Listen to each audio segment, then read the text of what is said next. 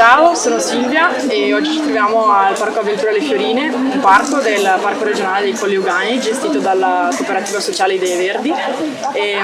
Siamo molti giovani che stiamo dietro al parco.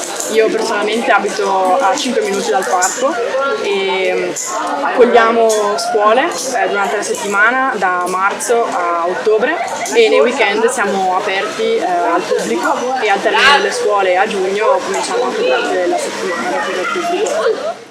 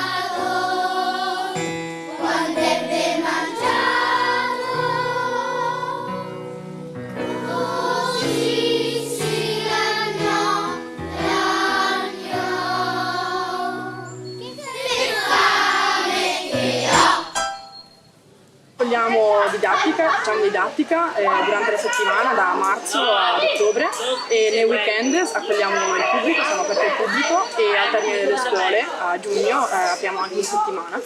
E ci sono percorsi per tutte le età, dai più piccoli, dai 3-4 anni fino agli adulti, con un'area verde appunto per i più piccoli e 3 percorsi in ordine di difficoltà per i più adulti.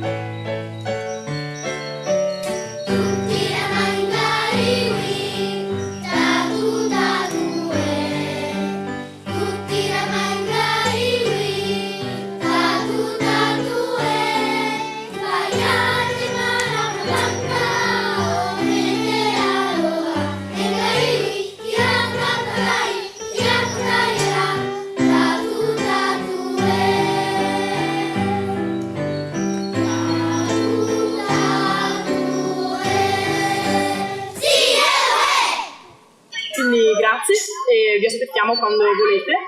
consigliamo a volte la prenotazione, altrimenti vi raccogliamo in quello giusto.